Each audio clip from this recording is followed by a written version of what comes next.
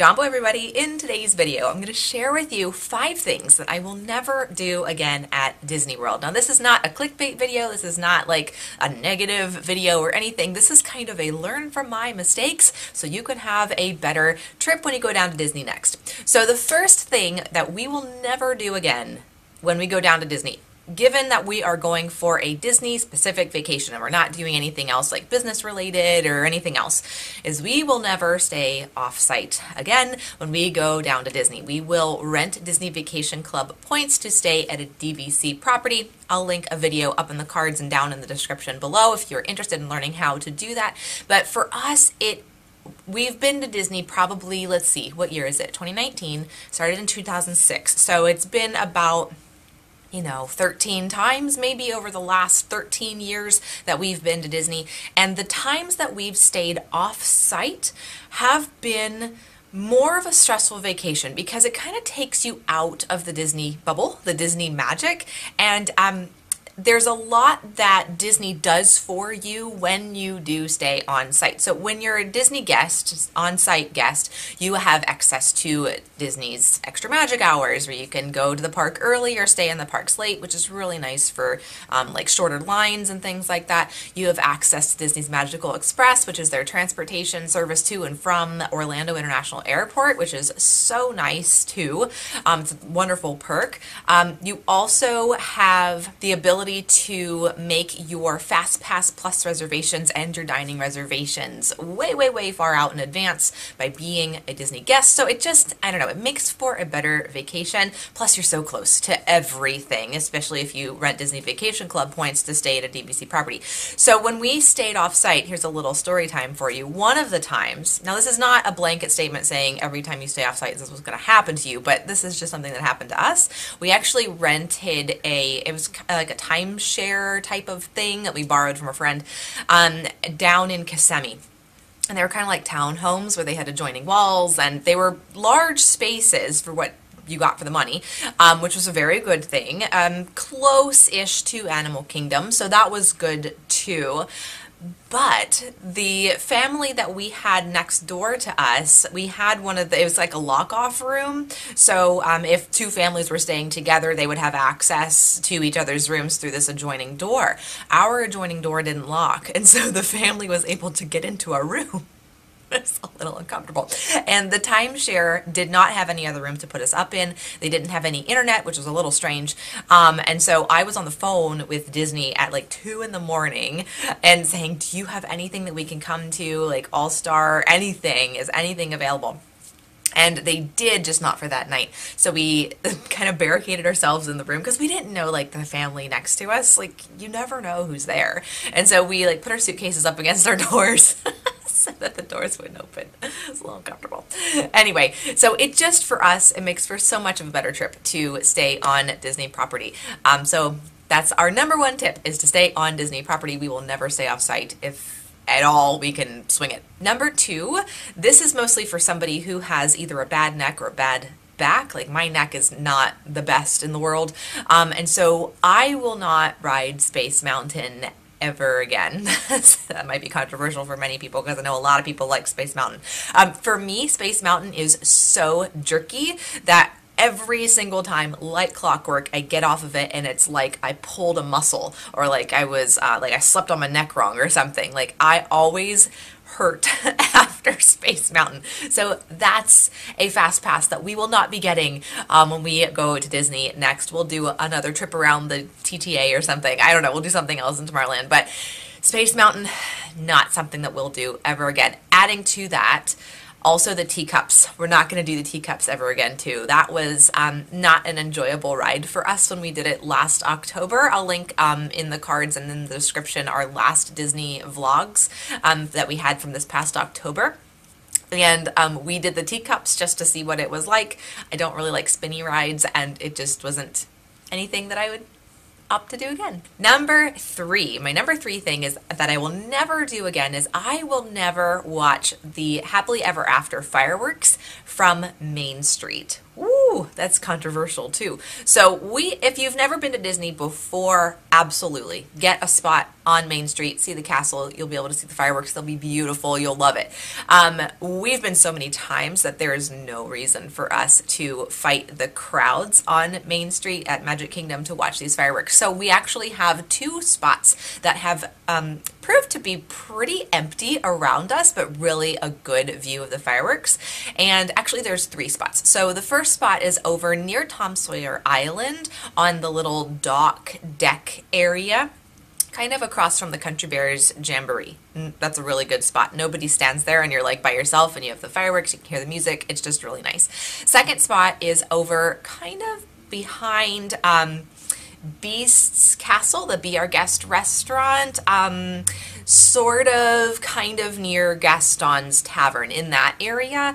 Also, again, empty. Fireworks are right above you. And you'll see, we went to Magic Kingdom last October. We did the Hallowishes from the Halloween party, and that's where we stood. I think that's in vlog number two or three, one of those, and you'll be able to see that view. The fireworks are literally above your head, and it's just wonderful. And then the third spot that we really, really like is over by the under the sea area, so it's just a little further down into New Fantasyland. And again, the fireworks right above your head, and there's nobody around you, so there's no fighting crowds. It's not noisy. You can hear the music. It's just such a nice experience. Number three, so contrary to popular belief, I don't live in Florida. I actually visit Florida quite regularly. My in-laws have a condo down there. We're down at Disney pretty much every year, all the things. But we actually live in the Midwest, so we have an hour, about 2-hour flight from our house down to Orlando International Airport. So when booking my flight, I will never book a flight that's early in the morning, where we would land and be at Disney before our check-in time, which is 3 o'clock or 4 o'clock, depending on the resort you stay at. So for us, outside of twice, we have never been able to check into our room early. So we would have to leave our bags with Bell Services and either hang out in the lobby or go to a park for a little bit, and then our room will get a text that it's ready, and then we'll come back and check in and all the things. The last time we did this, I actually ended up bringing laundry because we did a split stay at a vacation rental and then over at the boardwalk. So I brought my laundry and did laundry waiting for the room to be available. It was just kind of like, it makes for a better trip if we can land in Orlando at like 3 o'clock, and then we know that we can go and check into our room immediately. The fourth thing that I will never do again at Disney is revolve our trip around eating in restaurants. So for the first, I would say maybe 9 or 10 trips, that's what we did. We revolved our entire trip around eating in restaurants on Disney property. It took so much of our vacation time, like literally probably about an hour and a half, 3 times a day, out of our trip to eat a meal. We don't eat that much at home, and I would so much rather be touring the parks and doing the rides and watching the shows and that kind of thing, or like hanging out at the pool or whatever, than sitting in a restaurant waiting, you know, and doing our meal and that kind of thing. Now, for some people, restaurants are so important to the trip. For us, for the first 9 or 10 times we were there, we were the same. Our tastes have changed, and so I would so much rather have just a bunch of snacks with me in my park bag and like walk around the parks eating a banana than sitting in a restaurant like feeling like I'm eating into my vacation time by having a long time sit down meal. So if I were giving advice to somebody who's brand new to Disney, what I would suggest is to pick out a few meals during the trip that are going to be really special for you. Maybe they're like a character dining or something if your kids really want to see Winnie the Pooh or whatever.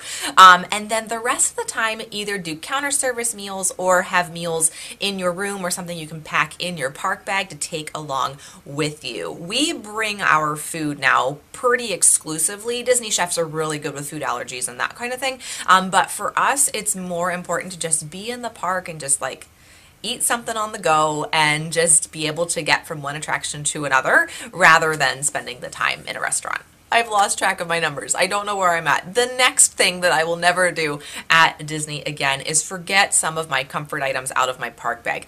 So many a time have I forgotten something back in the room, and we either had to go back and get it, or I had to buy a replacement in the little shops there in the Disney parks or in the hotels.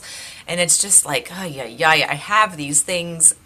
I need to not forget them. So some things, comfort items for me that I always have to have in the park with me to make for such a better trip. One, my hand purifier, because holy heavens, millions of people go to Disney. So I have to have my hand purifier. I literally hang it off of my backpack when I'm going around so I can just squirt my hands every time I'm touching who knows what. Second thing, of course, I have to have blister block band-aids and regular bandages too, because I can tell you, if you feel a hot spot on your foot, you got to get a band-aid on it, because if you're going to be walking on that hot spot for the rest of the week, it needs a little bit of TLC. Third thing is I always have our waters with us. I always have about 2 bottles of water per person when we're going, and there's only 2 of us, so like 4 bottles of water, and then we recycle the bottle when we're done. That is something that is super important for us to stay hydrated when we're down at Disney, because like I said, we're from the Midwest. We are not from Florida. So humidity and heat really takes a toll sometimes if we're not super hydrated. Have to have my sunscreen, suntan lotion, of course, with me all the time, depending on the time of year, of course, but especially if it's like September, October when we tend to go down. And my essential oils, I have to have Panaway, peppermint, thieves, lavender, aroma ease, and dye-dries. Those are my 6 that I have with me in my park bag for literally an oil for all the things that come up. I also like to have my hat with me too, because I can't really wear sunglasses because I wear glasses normally. And sunglasses just don't really work for me very much, so I have to have my hat. And then I also have to have my little jacket, so when we go into indoor attractions, I don't get super duper freezing. It's just a comfort thing. This may be a bonus. I don't know if I'm on number 5 or number 6, but the last thing that I will never do at Disney again is really wear ourselves out running from one attraction to another. So baking in rest time. There have been so many years, mostly early on, we've kind of learned now, but early on where after the first or second day, our feet were exhausted, our legs were tired, we were exhausted, and by the end of our trip, we needed a vacation from our vacation. And so that's not the whole point of Disney, right? Disney is a vacation. It's supposed to get you out of your reality, and you don't want to have a vacation from your vacation when you're done. So for us, we now pace ourselves, and we bake in rest time at the hotel. Sometimes we'll go to the park in the morning, we'll come back for like the vast majority of the day, hang out, do a little work, hang out at the pool, maybe some laundry or something, and then go back and do evening touring afterwards. Or sometimes we've even done extra magic hours where we won't even get to the park until 5 o'clock in the afternoon, evening, and then we'll stay until later on in the day. So we just hang out at the hotels, or we hotel hop or something that's a little more low key, so then we can go for later on in the day, less crowds, the heat's not quite as bad, and it works better for us to kind of pace ourselves that way so that we actually feel like at the end of our trip that we had a really enjoyable vacation. Thank you guys so much for hanging out with me today. If you haven't already and you'd like to hit that button down below, subscribe so you never miss a daily video. Happy Disney planning. See you all tomorrow. Ciao.